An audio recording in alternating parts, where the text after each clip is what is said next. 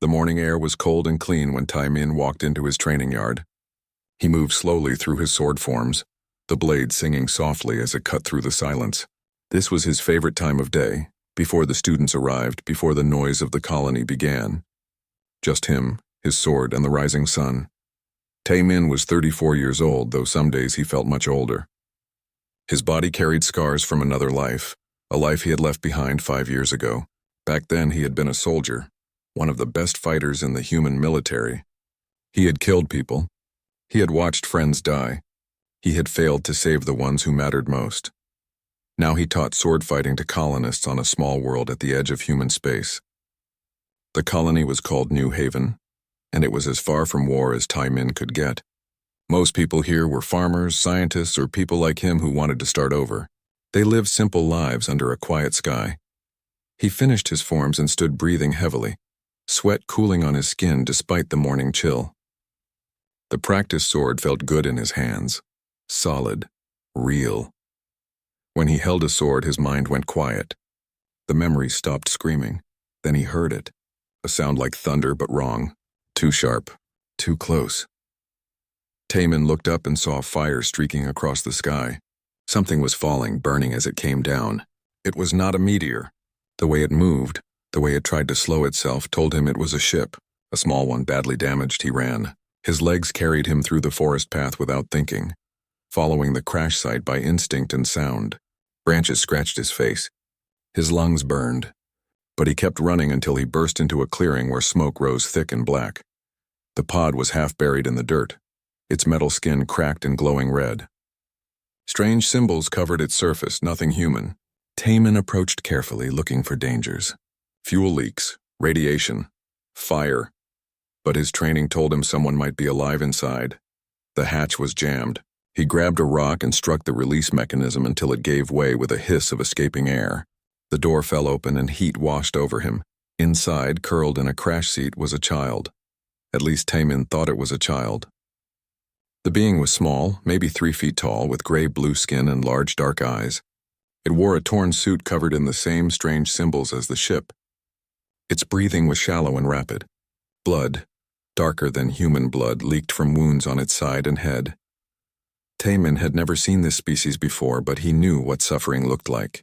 It was universal. He reached in carefully, speaking in a soft voice. The child's eyes opened wide with fear and pain. It made a sound like wind through leaves, high and desperate. One small hand clutched something against its chest, a crystal that glowed with soft blue light. "It's okay," Tai Min said, knowing the child could not understand him. "I'm going to help you." He lifted the child as gently as he could. It weighed almost nothing. As he turned to leave, he saw the inside of the pod. 2 larger seats, both empty but stained with old blood. A broken view screen showing corrupted data. This child had not been alone when the journey started. Tai Min ran again, this time carrying precious cargo.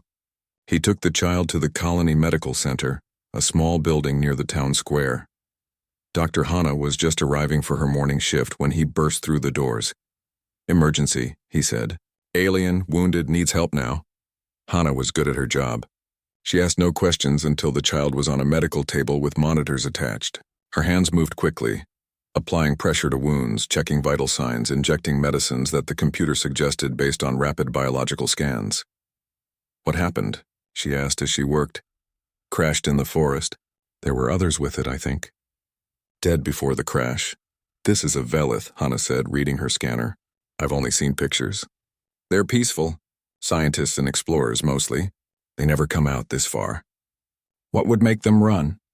The child stirred and cried out. Its hand still clutched the glowing crystal. Tai Min tried to take it, thinking it might hurt the child, but the small fingers gripped tighter. The crystal flashed, and suddenly the room was filled with a holographic image.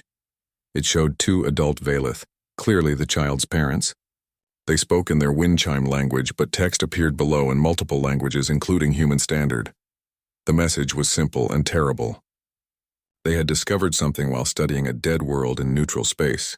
Evidence that the Krath Syndicate, a powerful mercenary organization, had been spreading plague to weaken planets before conquering them. Millions had died. The Krath could not allow this information to reach the Galactic Council. The parents had been hunted, their ship destroyed, They had put their child in the escape pod with the proof, hoping someone would find it, hoping someone would care enough to act. The hologram faded. The child's eyes closed again, its breathing steadier now that Hana's medicines were working. "We need to contact the authorities," Hana said. "The council needs to see this." Before Tai-Min could answer, alarms began blaring throughout the colony. The emergency broadcast system activated, and Captain Dongwu's voice filled every speaker. "All citizens, this is not a drill. Unknown vessels have entered our system. They are not responding to hails. Military signatures match Krath Syndicate. Colony defense forces are on alert. Civilians should shelter in place." Tai-Min and Hana looked at each other, then at the child on the table. "They tracked it here," Tai-Min said quietly. His communicator buzzed. It was Dongwu. "Tai-Min, get to the command center, now. They're sending us a message, and it's about you." The command center was chaos when Tai-Min arrived. Officers shouted coordinates and status reports.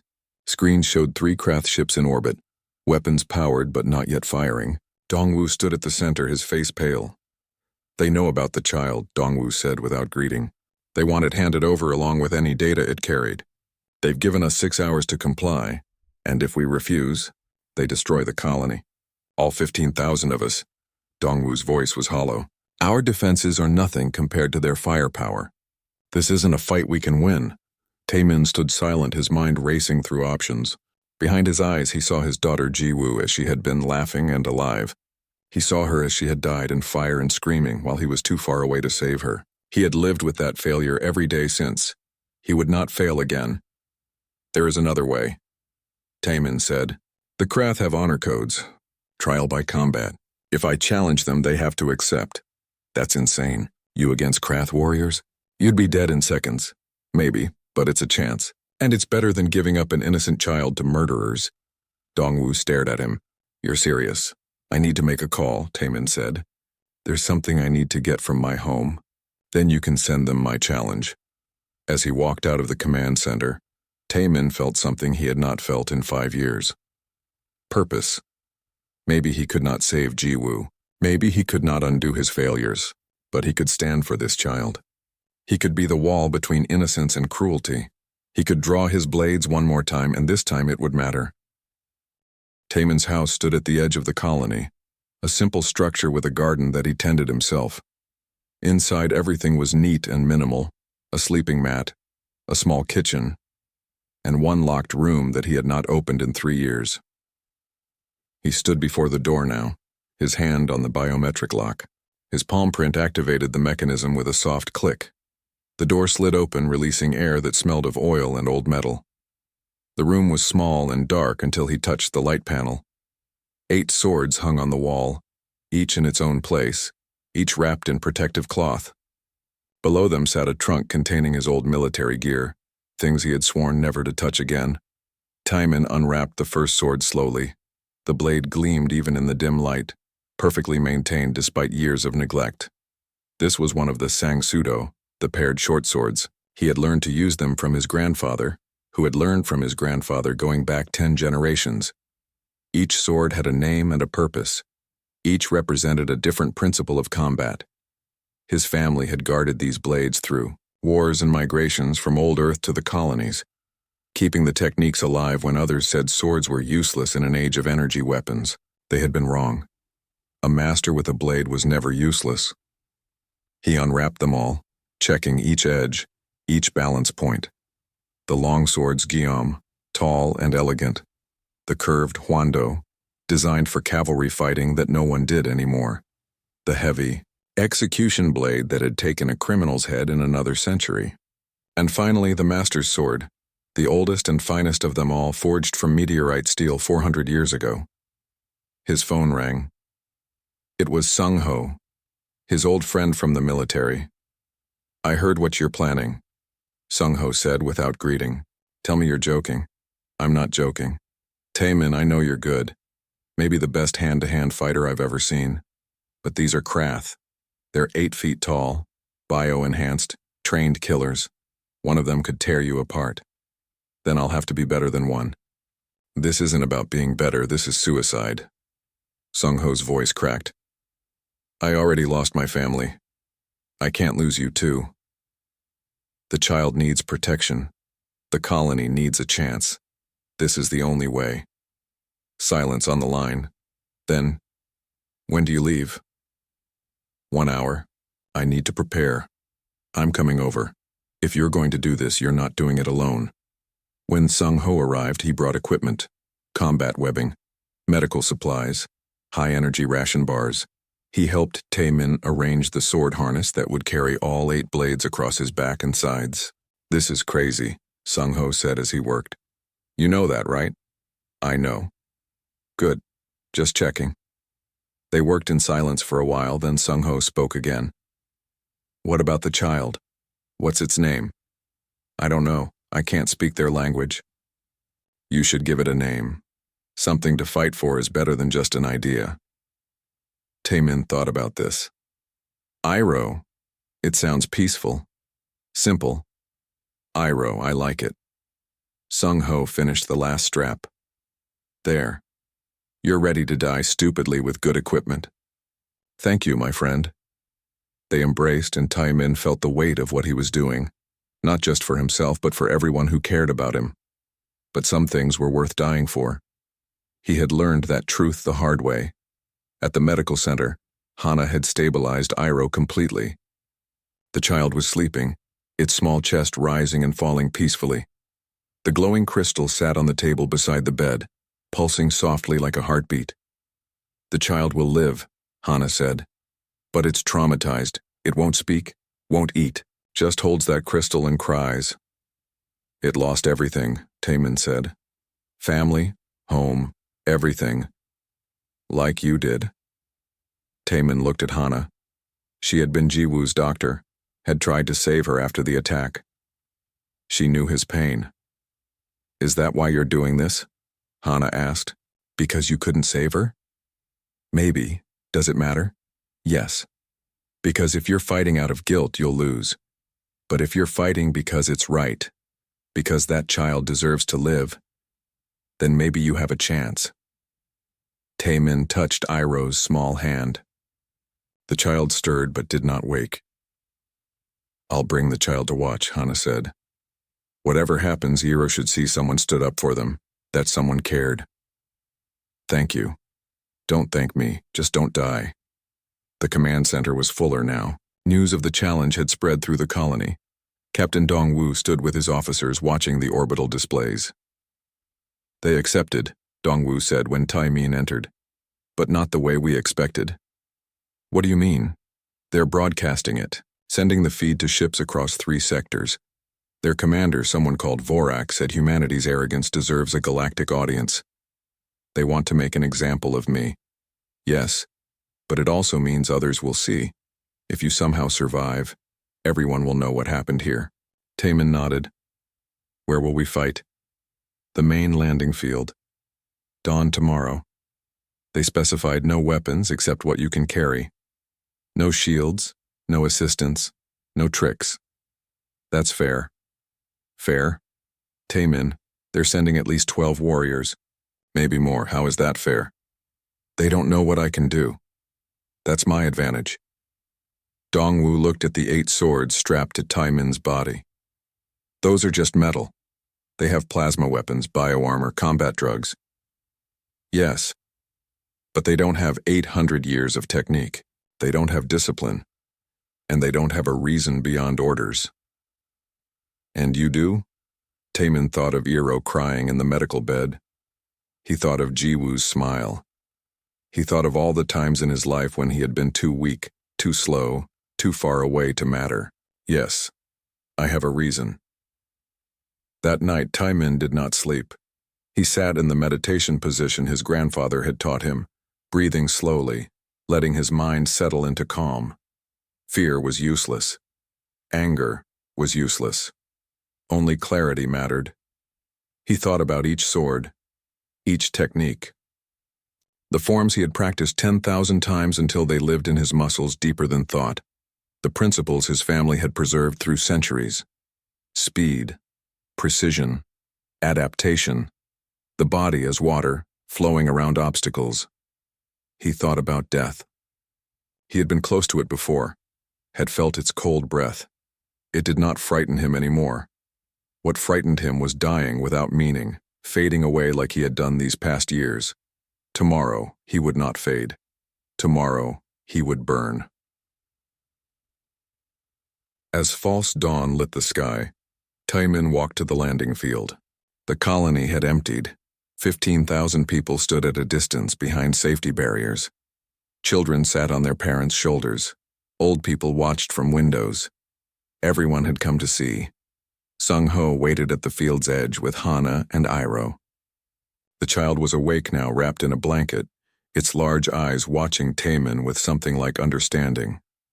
"Whatever happens," Taimin said, "make sure Iroh knows people tried, that someone stood." "They'll know," Hana said. "We all will." Taimin walked onto the field alone. The landing pad was wide and flat, perfect for ship touchdowns, now perfect for combat. He had arranged a wooden rack at the center. He went to it now and began removing his swords one by one, placing them carefully on the rack where he could reach them. The crowd was silent. Above, the stars were fading as dawn approached, and in the sky, growing brighter, came the Krath ships. 3 vessels descended, massive and dark, blocking out the rising sun. They settled around the landing field like waiting vultures. Ramps extended, and from the largest ship, figures emerged. They were huge, each one easily 8 feet tall, covered in black bioarmor that moved like living skin. Their faces were hidden behind helmets, but their body language spoke of confidence and contempt. They moved like predators who had never known defeat. 12 warriors, then another 3, 15 in total. The last figure to emerge was different. Taller. His armor was decorated with kill marks and unit symbols. He carried a massive glaive that crackled with energy. This was Vorak, the commander. His voice boomed across the field, amplified by his helmet. He spoke in Krath, but translation software rendered it into human standard for all to hear. "Human, you have chosen trial by combat for the criminal Valeth child and its stolen data. This choice is recognized under Krath Honor Code. You may face our warriors one wave at a time or all at once. When you fall, the child is ours." Taimin bowed, a formal gesture his grandfather had taught him. Respect for the opponent. Respect for the art. Respect for the moment. "I am ready," he said simply. Vorak laughed. "Brave. Stupid, but brave. Let it begin."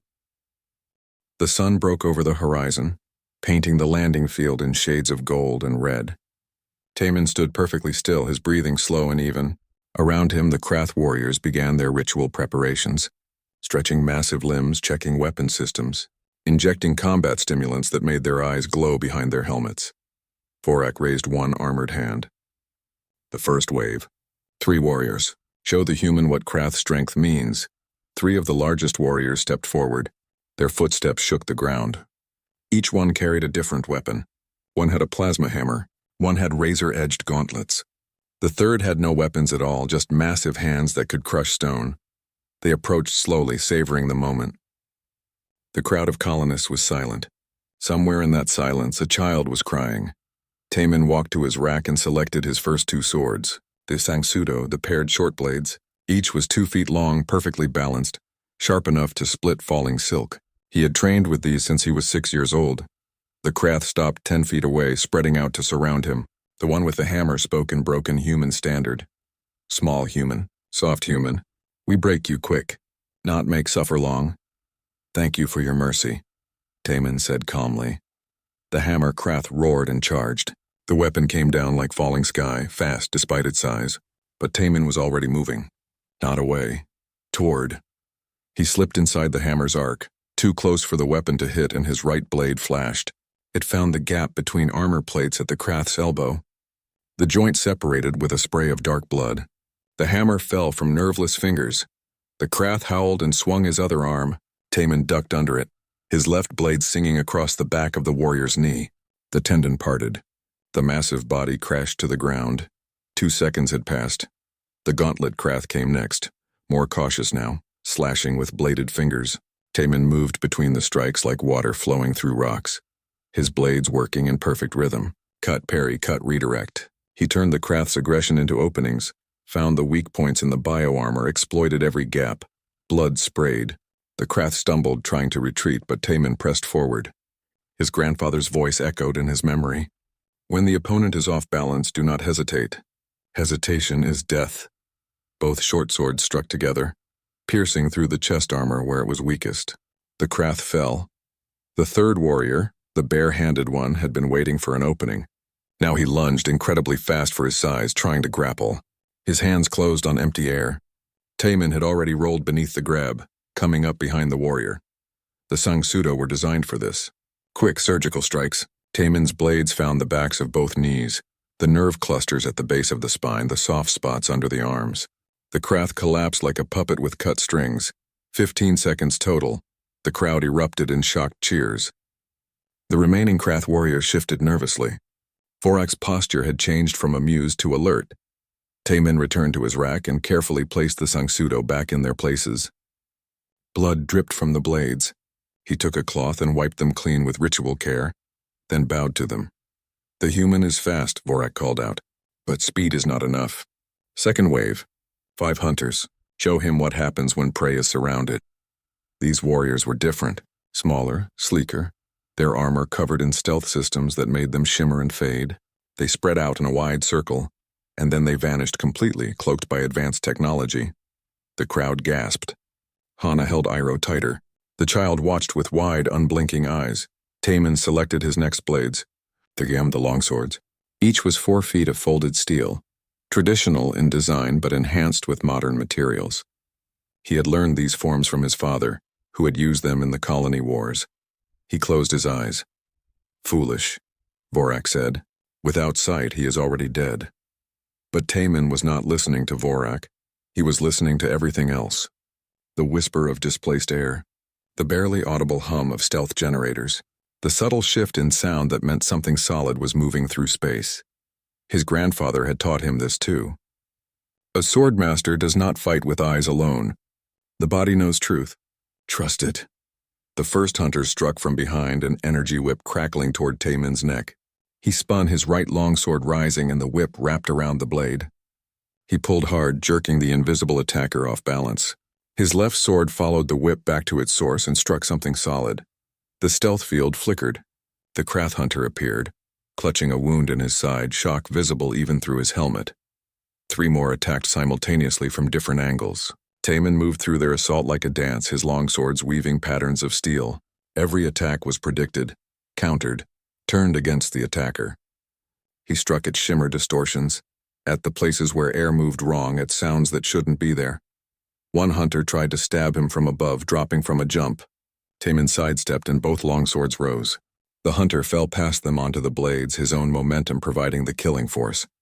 The last 2 hunters tried to flee, their nerve broken. Taemin's longswords flew from his hands in perfect throws, spinning end over end with precision learned through thousands of hours of practice. Both blades found their targets. Both hunters fell. Silence. Even the Krath were quiet now. Taemin retrieved his longswords, cleaned them, returned them to the rack. His breathing was faster now, sweat visible on his skin, but his hands were steady. 8 down, he called to Vorak. Is this the best the Krath can offer? It was a challenge, delivered with the exact tone required by Krath honor code. Vorak could not ignore it without losing face before his own warriors. You wish to rush to death? Vorak's voice was hard now, anger replacing amusement. Third wave, our finest duelists. They will give you the honorable combat you seek. 2 warriors stepped forward and the others moved back to give them room. These Krath were different again. Smaller than the brutes, more refined in their movements. They carried plasma blades, elegant weapons that hummed with lethal energy. These were swordmasters trained in formal combat. They bowed to Taemin. Enemies but respectful ones. He bowed in return. He chose the Huando from his rack, the curved blades. These had been designed for horseback fighting centuries ago, but their balance made them perfect for extended duels. He had won tournaments with these swords, had tested himself against the best fighters humanity had produced. But these were not humans. The duel began. The Krath moved with surprising grace, their plasma blades leaving trails of light in the air. They attacked in perfect coordination, one high, one low, forcing Taemin to defend on multiple levels simultaneously. Steel met plasma with sounds like breaking thunder. Taemin's curved blades redirected energy strikes, never meeting them directly but sliding along their edges, using angles and timing to avoid being cut. The fight became a conversation in steel and light. Attack counter riposte, each fighter testing the others, looking for weaknesses, building understanding through combat. This was what Taemin had trained for his entire life. This was art. He felt alive. Minutes passed. The Krath were good, better than he had expected. They pushed him harder than anyone had in years.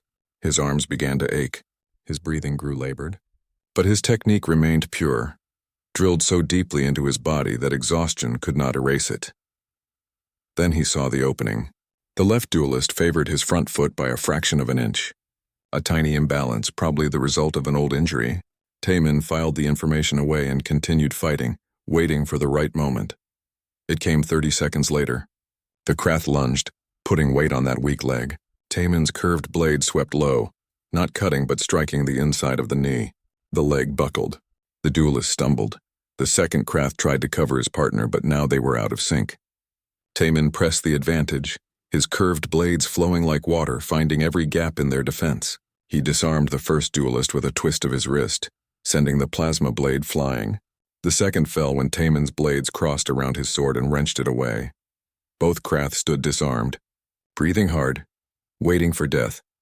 Taemin lowered his swords. "You fought with honor," he said. "You may leave the field." The Krath stared at him. Then slowly they bowed deeply and backed away. Vorak said nothing, but his silence spoke volumes. 10 warriors down. Taemin was breathing hard now, sweat soaking through his clothes. His arms trembled slightly, but he stood straight as he cleaned his blades and returned them to the rack. Vorak stepped forward, his massive glaive held ready. "Enough games, human. You have shown skill. Now face a true warrior. Face me." Vorak descended from his ship platform with deliberate slowness. Each step was a statement of power.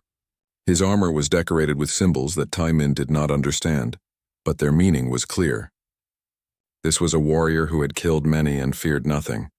The energy glaive in his hands was beautiful in its deadliness. The blade was 6 feet of crackling plasma, capable of cutting through steel like paper. A shield generator on his belt projected a shimmering barrier around him that would stop most projectiles and energy weapons. "You have earned my respect, human," Vorak said, his voice carrying across the silent field. "Few survived 10 of my warriors. None have survived me. I will make your death quick." Taemin looked at his rack. 6 blades remained. He had saved them for reasons even he did not fully understand. Now facing Vorak, he knew. He reached for the 7th sword, the execution blade. It was heavy, designed for a single purpose. The blade was thick, broad, made to cut through bone and muscle with one strike. It had taken the heads of 3 convicted murderers in old Korea, carried out the law with cold precision. It was the only weapon he had that might break through Vorak's shield. The crowd stirred nervously. Sung-ho gripped the safety railing so hard his knuckles turned white. Hana covered Iroh's eyes, then uncovered them when the child pulled her hand away. Iroh needed to see this. Taemin lifted the execution blade in both hands. It was not elegant like his other swords. It was brutal, honest. He had hoped never to use it in anger. "Heavy sword for tired arms," Vorak observed. "You are already defeated." "Perhaps, but we will see." They circled each other. Vorak moved well for his size, the glaive spinning in controlled patterns, the shield flickering with each step. He was testing Taemin, looking for signs of weakness, exhaustion, fear. Taemin gave him nothing. The first exchange was explosive. Vorak lunged, his glaive sweeping in a horizontal arc that would have cut Taemin in half. The execution blade came up to block, and the impact sent shockwaves through Taemin's arms. The shield held, absorbing most of the force, but the sheer power behind the strike was enormous. Taemin rolled away, came up, attacked from a different angle. The heavy blade crashed against the shield again and again. Each impact drained the shield's energy slightly, but also drained Taemin's strength. His arms screamed in protest. Old wounds ached. But he did not stop. Persistent, Vorak said, but futile. The Krath commander increased his tempo, the glaive becoming a blur of deadly light. Taemin defended desperately, the execution blade moving in tight patterns, blocking strikes that would have killed him instantly. Sweat poured into his eyes. His breath came in ragged gasps, then Vorak made a mistake. A tiny one. He put too much power into an overhead strike, committing his weight forward. The glaive came down like falling judgment. Taemin did not try to block. He stepped aside at the last possible instant, and the glaive struck the ground where he had been standing. For a fraction of a second, Vorak was extended off balance. The execution blade rose and fell with all of Taemin's remaining strength. Not at Vorak, but at the shield generator on his belt. The heavy blade sheared through the device in a shower of sparks. The shield collapsed. Vorak roared and spun, his glaive coming around in a vicious backhand. Taemin tried to dodge but was too slow, too tired. The plasma blade caught him across the ribs, burning through cloth and skin. Pain exploded through his body. He stumbled, nearly fell. Blood ran hot down his side. The wound was serious, maybe mortal, but he was still standing. Vorak was breathing hard too, surprised his attack had not ended the fight. "You should be dead." "Not yet," Taemin gasped. Not finished. They came together again, and now it was pure violence. No art, no beauty. Just two warriors trying to kill each other. The execution blade and the energy glaive crashed together over and over. Sparks flew. Blood fell. The landing field became a crater of scorched earth and carved stone. Taemin was slower now, his wound sapping his strength with each heartbeat. But Vorak was tiring too, his massive frame demanding enormous energy to maintain its speed and power. Minutes passed. Hours.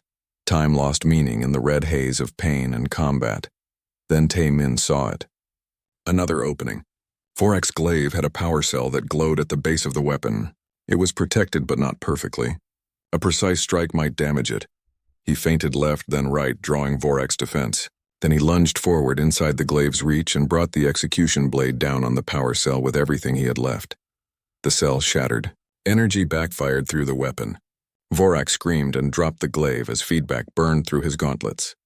Taemin raised the execution blade and pressed it against Vorak's throat, right at the gap where helmet met armor.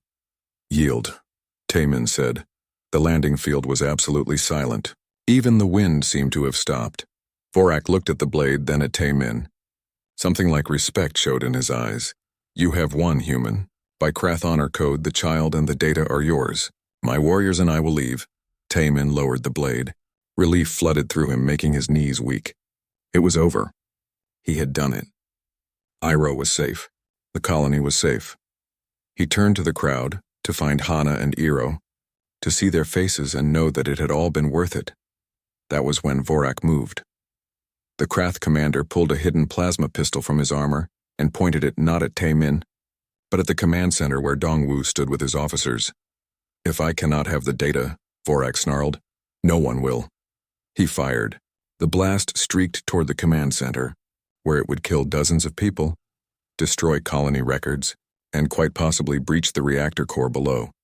Taemin's body moved before his mind finished processing what was happening. He threw the execution blade, but it was too slow, too heavy for this. The plasma bolt would reach its target first. There was only one chance. He sprinted to his rack and grabbed the eighth and final sword. The Master's Blade, the meteorite steel sword 400 years old, perfectly balanced, the finest weapon his family had ever produced. He had never thrown this sword. To throw it was sacrilege. This blade was meant to be passed down, preserved, honored. It was priceless, irreplaceable. It was also the only thing fast enough to save lives. Taemin's grandfather had taught him one technique that was barely more than legend. A throw that used the body's full rotation, the planet's spin, precise timing, and perfect release. A throw that could send a blade through armor, through shields, through anything. He had practiced it 10,000 times. Never succeeded even once. Now, bleeding, exhausted, with seconds to act, he tried again. The world slowed. His body turned. His arm extended. Every muscle fired in perfect sequence. The blade left his hand. The Master's sword flew. It flew straight and true, faster than seemed possible. It caught the plasma bolt in midair, the meteorite steel absorbing the energy, channeling it, using it. The blade continued upward, accelerating a silver streak against the dawn sky. It punched through the atmosphere. It maintained its trajectory. And it struck Vorak's warship exactly where the weapon. Arrays were charging for a bombardment that would have destroyed the colony despite the combat trial. The backfire. Explosion was immediate and catastrophic. The ship's main cannon tore itself apart, secondary explosions rippling through the weapons systems. The ship lurched in orbit, crippled but not destroyed. The other two Krath vessels backed away, their commander smart enough to know when a battle was lost. Taemin collapsed. The pain in his side had become his entire world. Blood pooled under him, dark and spreading. He heard screaming, running footsteps, but they seemed very far away. Faces appeared above him. Hana shouting orders. Sung-ho pressing something against his wound. Dongwoo, his face white with shock. And Iroh. The small alien child pushed through the adults, its large eyes streaming with tears. It touched Taemin's face with one small hand, and the touch was gentle, grateful, sad. Safe, Taemin whispered. You're safe now. Then the darkness took him. The medical center smelled of antiseptic and blood. Machines beeped steadily, monitoring vitals that struggled between life and death. Hana worked with frantic precision, her hands covered in blood as she fought to save the man on her table. His lung is collapsed, she said to her assistant. The plasma burn goes deeper than I thought. He's bleeding internally. Can you save him? Sung-ho stood against the wall, his face a mask of controlled terror. I don't know. Maybe. If he was trying to die, he did a thorough job of it. He wasn't trying to die. He was trying to save us. Outside, the colony was in chaos. 3 Krath ships still hung in orbit, damaged but dangerous. Vorak had been carried back to his vessel by his warriors. His honor in tatters, his mission failed. But no one knew what would happen next. Captain Dongwoo was in the command center trying to contact any authority who might help. The Galactic Council, the human fleet, anyone. But New Haven was far from everything, and help was days away at best. What they did have was a recording. The entire combat trial had been broadcast as Vorak had wanted, to humiliate humanity. Instead, the galaxy had watched something else entirely. The feeds were already spreading. Ship to ship, station to station, world to world. Humanity had a hero. In a corner of the medical center, Iroh sat wrapped in a blanket, refusing to leave. The child had not spoken, had barely moved, just watched the doorway to the surgery room with those huge dark eyes. Hours passed. The machines kept beeping. The surgery continued. Finally, as the colony's sun reached its peak, Hana emerged. Her surgical gown was soaked with blood. Her face was gray with exhaustion. He's alive, she said. Barely. The next 48 hours will tell us if he stays that way. Sung-ho sagged against the wall. Can I see him? Not yet. He's in a medical coma while his body tries to heal, but... Hana looked at Iroh. The child can go in. Maybe Taemin will sense someone is there. They moved Iroh's chair next to the bed where Taemin lay, connected to a dozen machines.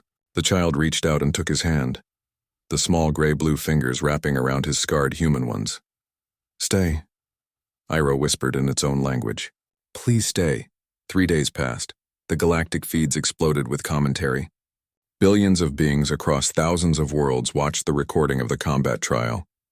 They watched a human warrior stand alone against impossible odds. They watched him show mercy when he could have shown cruelty. They watched him sacrifice a priceless treasure to save lives. And they watched Vorak break sacred honor codes, turning a trial into treachery. The Krath High Council was forced to respond. They could not ignore what the entire galaxy had witnessed.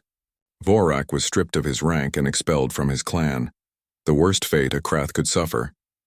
The 3 ships in orbit were ordered to withdraw immediately. The Krath formally apologized to New Haven Colony and to humanity as a whole. But more than that, something shifted in how other species viewed humans. Before, humanity had been seen as weak. New to the galaxy, lacking in military power, easy to dismiss or bully, but now they saw something different. They saw a species that valued honor over survival. They saw warriors who could match or exceed their own. They saw people worth respecting. Ambassadors from a dozen species contacted New Haven asking to speak with Taemin when he recovered. If he recovered, the Velith sent a full diplomatic delegation, led by an elder named Sorai. She came to the medical center with gifts and formal documents. The child Iroh is the last of the Ray family line, Sorai explained through a translator. Our people wish to honor the human Taemin. If he survives, we would like to offer him formal guardianship of Iroh until the child reaches maturity. This is the highest honor we can bestow, To trust him with our future. And the data? Dongwu asked. The proof of Krath crimes? Already delivered to the Galactic Council. They have convened an emergency session. The evidence is undeniable. Sanctions against the Krath Syndicate are being debated now. Because of what Taemin did, because he gave us the chance to act, because he showed the galaxy that some things matter more than power. On the fourth day, Taemin's eyes opened. Hana was there immediately, checking monitors, shining lights in his eyes, asking questions. Can you hear me? Do you know where you are? What's your name? Taemin, he whispered, his voice rough. I'm in the medical center.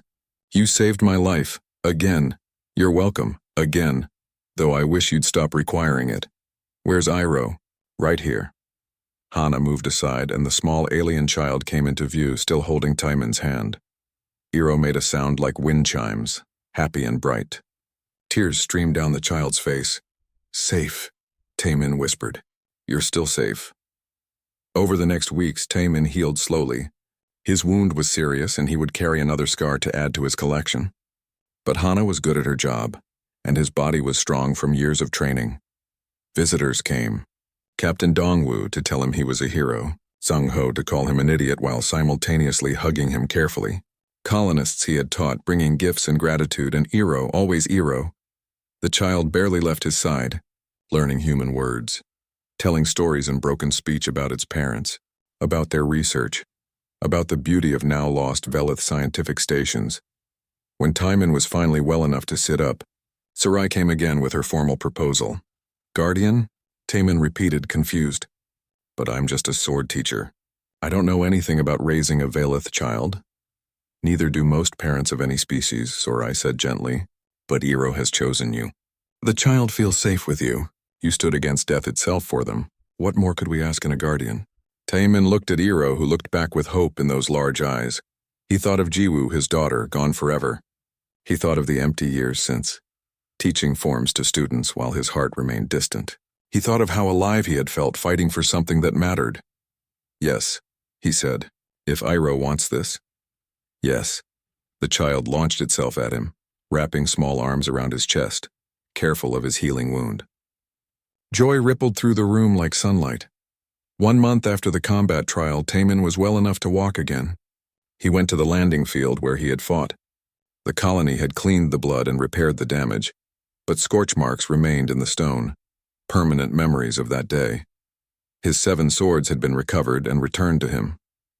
The execution blade, the curved huando, the straight guillaume, the short sangsudo, all of them cleaned and preserved, but the 8th sword, the master's blade, was gone, lost somewhere in the orbital debris field, or perhaps fallen back to the planet in some remote location, the finest weapon his family had ever owned, irreplaceable, priceless, gone forever.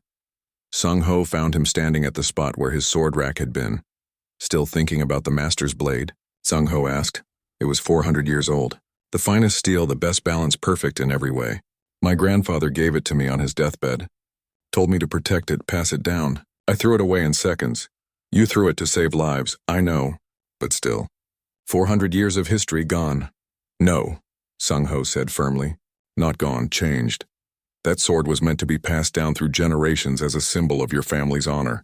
Now it's a symbol of human honor for the entire galaxy. Millions of beings watched you sacrifice something precious to save others. That blade is worth more as a legend than it ever was as an heirloom. Taemin considered this. You think so? I know so. Besides, you have something better now. What's that? A future. You've been living in the past since Jiwoo died. Now you have Iroh. Now you have a reason to move forward. Taemin smiled, a real smile, the first in years. Yes, I do. Behind them, Iroh approached carefully, practicing walking with a wooden training sword that Taemin had made, sized for small hands. Show you? The child asked in careful human standard. Show me. Taemin agreed. Iroh began the first form, clumsy but earnest. The blade wobbled. The stance was wrong, but the determination was pure. Taemin knelt beside the child, adjusting grip and position. Like this. Balance here. Focus there. They trained together as the sun set over New Haven, casting long shadows across the landing field where one man's stand had changed everything. The news traveled faster than light, carried by quantum communication networks that connected thousands of worlds. In markets and council chambers, in military bases and civilian homes, beings of every species watched the recording of the human swordsman who had stood alone. On the Krath homeworld of Karthak, the High Council convened in their ancient war hall. The chamber was carved from black stone, decorated with weapons from 1,000 conquered worlds. 12 Krath elders sat in judgment, their faces hidden behind ceremonial masks. "Vorak has brought shame upon us all," the eldest counselor said. "He broke combat oath. He fired upon civilians after losing honorably. He made us appear weak and treacherous before the galaxy. What does the human demand?" another asked. "Reparations? Territory? Blood debt? Nothing," the Velith ambassador Sarai replied from where she stood as witness. "The human Taemin demands nothing. He has accepted guardianship of the Velith child and returned to his teaching. He seeks no reward, no recognition, no payment." The Krath counselors stirred, troubled by this information. In their culture, victory demanded spoils. Mercy demanded explanation. A warrior who asked for nothing was incomprehensible. "Then what does he want?" the eldest asked. "Peace. Safety for those under his protection. Nothing more. This is not how warriors behave." "Perhaps," Sarai said carefully, "this is how true warriors behave." The silence in the chamber was heavy. Finally, the eldest spoke again. "The Krath Syndicate owes a debt of honor. We will pay it, whether the human asks or not. Open trade routes to human colonies. Reduce tariffs. Share military intelligence on pirate groups threatening their space. And send word to all Krath clans this human called Taemin is to be treated as clan friend. To harm him is to harm us. It was unprecedented.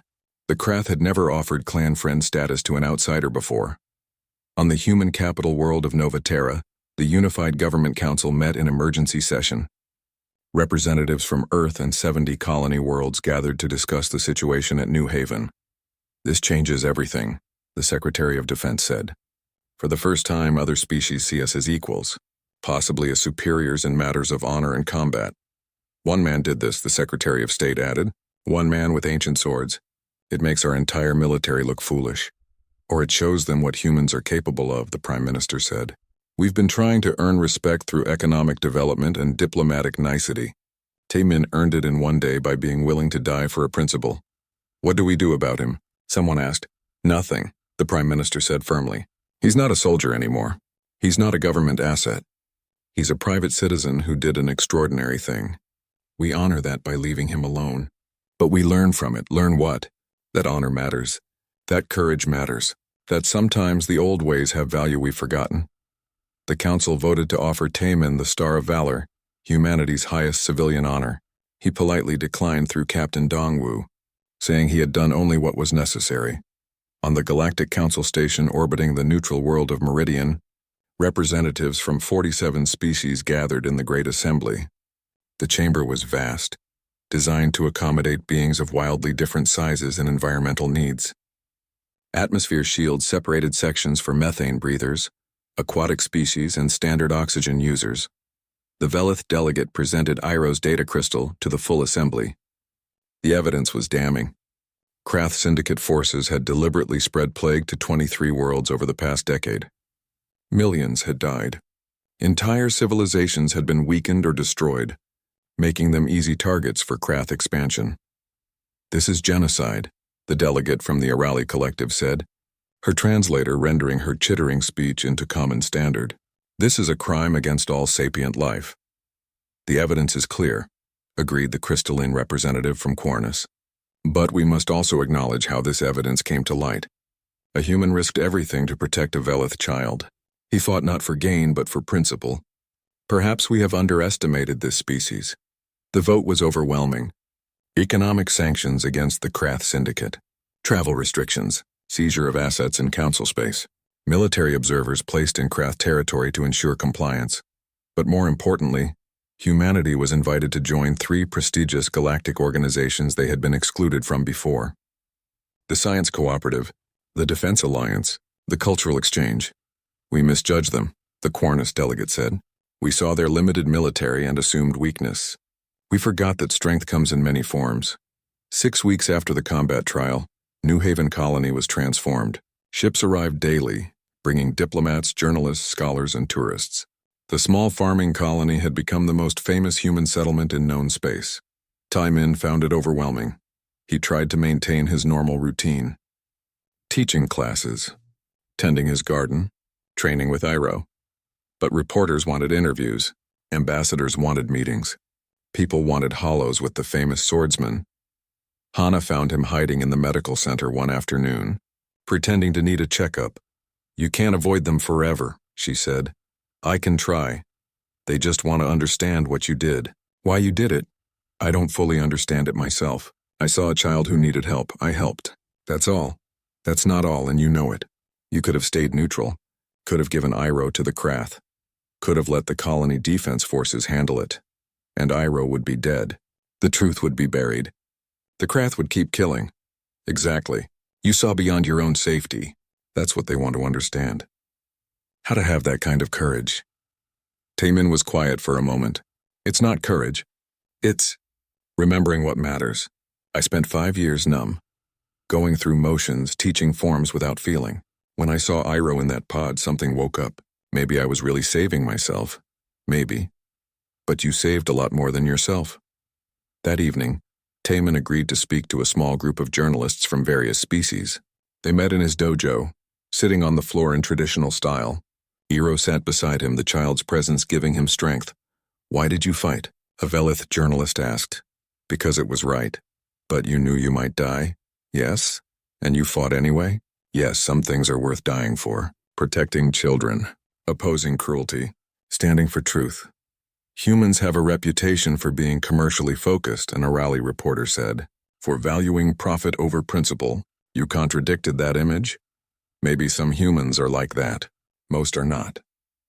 Most humans, like most beings everywhere, try to do good when they can. We just don't always know how." "What about the sword you threw?" This from a human journalist. "The Master's blade. Do you regret losing it?" Taimin thought about this carefully. "I regret that it's gone. It was precious to my family. But I don't regret the choice. Objects have value, but lives have meaning.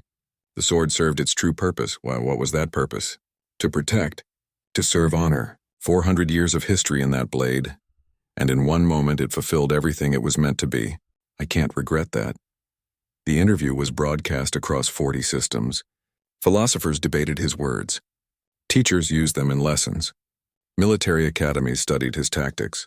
But more than his fighting, people remembered his words about honor, about sacrifice, about the value of life over objects. It resonated across species barriers, touching something universal. 3 months after the combat trial, the Galactic Council announced a new initiative. The Honor Guard program, designed to train peacekeepers from all species in combat skills combined with ethical principles. They asked Taimin to help design the curriculum. He almost refused. But Sarai convinced him. "You don't have to teach combat," she said. "Just teach what you know. Share your philosophy. Let others learn from your example. I'm not a philosopher. I'm just a sword teacher. You're a man who knows what honor means. The galaxy needs that wisdom right now." So Taimin agreed, on one condition. He would teach at New Haven. Students would come to him. He would not leave Iroh, would not abandon the quiet life he was building. The first class arrived 2 months later. 30 beings from 20 species, soldiers, police officers, peacekeepers. They came to learn from the human who had shown the galaxy what honor looked like. Taimin stood before them in his simple dojo, Iroh practicing forms in the corner. "I can't teach you to be me," he told them. "I can only share what I've learned. Honor isn't complicated. It's simple. See suffering and reduce it. See cruelty and oppose it. See weakness and protect it. Everything else is just details." "But what about when honor conflicts with orders?" a Krath student asked. "When duty demands one thing and morality demands another? Then you have to choose, and live with that choice. I'm not saying it's easy. I'm saying it's necessary." They trained for weeks, not just combat, though Taimin taught them sword forms and hand-to-hand techniques, but also meditation, philosophy, how to center oneself, how to find calm in chaos, how to make hard choices without losing yourself. Word spread. More students came. The dojo expanded. Sang-Ho helped manage the logistics. Hana taught field medicine. Even Captain Dongwu contributed lessons on crisis leadership. New Haven became something it had never expected to be. A center of learning. A place where honor was studied and practiced. a beacon for those who wanted to be better than they were. And through it all, Taemin trained with Iroh each morning and evening, teaching the child sword forms, but more importantly, 6 months had passed since the day that changed everything. The seasons on New Haven shifted slowly, and now autumn colors painted the forest around Taemin's dojo. The air smelled of falling leaves and distant rain. The landing field where he had fought was now a memorial site. 7 of his 8 swords stood in a glass case at the center, each labeled with the principle it represented: precision, synchronization, adaptation, endurance, mercy, sacrifice, mastery. The 8th place remained empty, marked by a holographic projection of the master's blade with a simple inscription beneath it: honor. Beings from across the galaxy came to see the memorial. They stood in silence before the swords, some placing tokens or flowers at the base. The spot where Taemin had made his stand was marked by a circle of white stone, and no one walked through it. It was sacred ground now, though no religion had claimed it. Taemin avoided the memorial when he could. The attention made him uncomfortable, but sometimes, late at night, he would walk there and remember, not the glory or the victory, but the fear, the pain, the certainty that he would die, the choice to stand anyway. The dojo had grown beyond anything he had imagined. What had been a simple training hall for colonists was now a complex of buildings: student dormitories, a meditation garden, a library filled with texts on combat philosophy from dozens of cultures, teaching halls where masters from other species shared their own martial traditions. There were 67 permanent students now, with more arriving each month. They came from everywhere. A Krath warrior seeking to understand the honor he had been taught, but never truly practiced. An Arali scholar who wanted to learn human fighting forms. 3 young humans from Nova Terra who had seen the recordings and wanted to train under the famous swordmaster. Taemin taught them all with the same patience his grandfather had shown him. The galaxy might call him a hero, but in the dojo he was just a teacher. On this particular morning he was conducting a mixed class. 12 students of 6 different species, each learning the basic sword forms. The differences in anatomy made it challenging. The Krath student had 4 arms. The Arali had no legs, supporting herself on tentacle-like appendages. The Quarna student was crystalline and required special blades that wouldn't shatter against his body, but the principles were the same for all of them. Balance, focus, control. Sword is not about killing, Taemin said, walking among them as they practiced. It is about discipline. It is about making your body and mind work as one. When you master the sword, you master yourself. That is the real weapon. After class, he found Sung Ho waiting in his office with news. Trade agreement was signed today, Sung Ho said, between humanity and the Krath Syndicate. Full normalization of relations, open borders, joint peacekeeping operations. Because of what happened here? Partly, the galaxy is changing, my friend. Species that barely spoke to each other 6 months ago are now working together, and humans are at the center of it, respected instead of dismissed. One fight shouldn't have changed that much. It wasn't one fight. It was what the fight represented. You showed them we have principles. That will die for those principles. That will show mercy even to enemies. In a galaxy that's been dominated by raw power for centuries, that's revolutionary. Taemin was quiet. Sometimes the weight of what had happened felt crushing. He had just been trying to save one child. He had never wanted to change the galaxy. There's more, Sung Ho continued. The human government wants to establish embassies on 3 Krath worlds. They're asking if you'll come serve as a cultural advisor. No. I told them you'd say that. But they're offering a lot of money, full diplomatic status, guaranteed safety for Iroh. No. My place is here. These students need teaching. Iroh needs stability.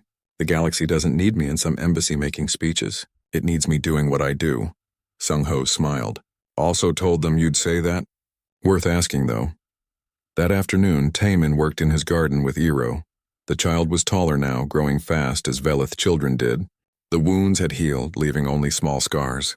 But the emotional wounds were deeper and would take longer. They planted vegetables together, Iroh's small hands patting down soil around seedlings. Tell me about your parents, Taemin said gently. He asked this sometimes, keeping the memories alive. Mother liked stars, Iroh said in much improved human standard. She show me constellations, teach me names. Father liked rocks. He say rocks tell story of worlds. They sound wonderful. They were. They try to help. They find truth about bad Krath. They die for truth. Iroh was quiet for a moment. You almost die for me, why? Because you deserved protection. Because it was right. Many beings see me in trouble. On station before we run. They see Krath chase us. No one help. Only you.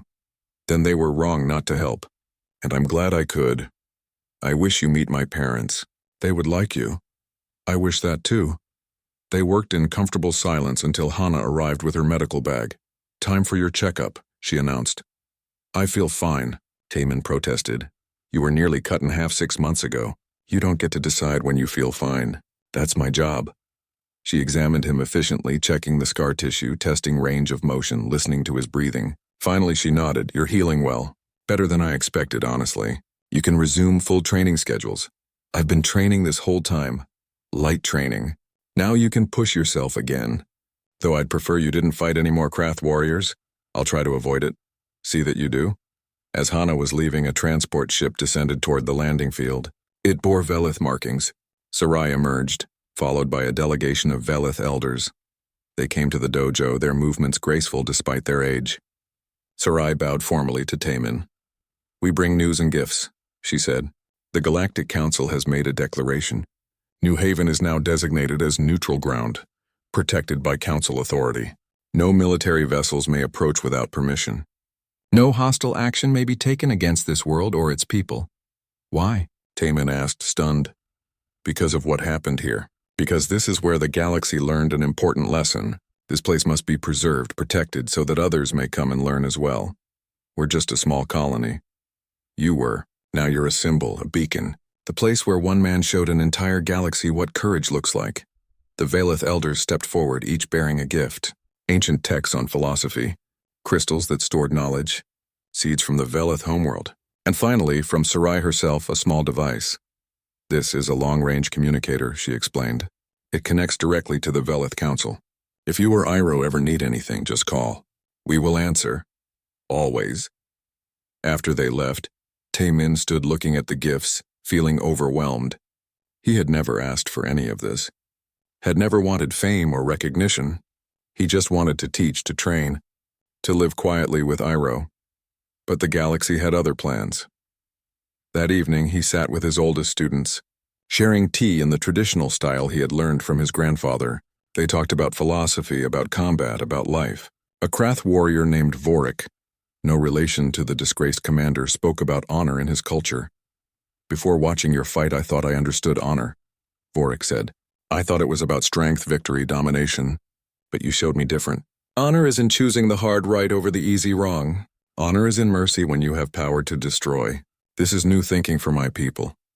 It's not new, Taemin said. These ideas are ancient. Every culture has them, buried somewhere in their history. Sometimes we just forget to look.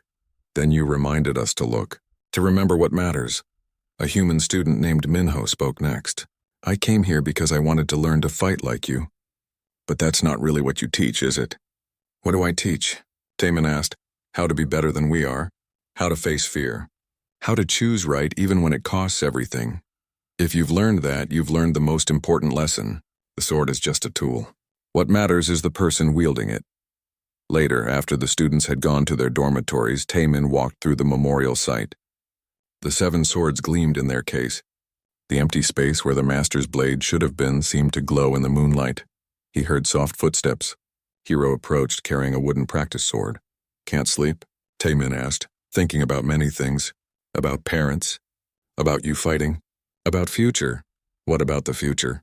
I want to be like you, brave, strong, someone who protect others. You can be better than me. You have time to learn from my mistakes. What mistakes? I waited too long to stand for something. I let pain make me numb. I forgot what mattered. Don't make those mistakes. Stay awake. Stay caring. Stay brave. They stood together, looking at the swords. One day, Iroh said quietly, I make you proud. You already do. Every day. 3 years passed. The dojo had become an institution. Hundreds of students had trained there, then gone out into the galaxy carrying the principles they had learned. Some became peacekeepers. Some became teachers. Some simply became better beings. The galaxy was changing. Conflicts that might have led to war were resolved through negotiation. Species that had been enemies began trading. The honor codes that Taman had exemplified were being taught.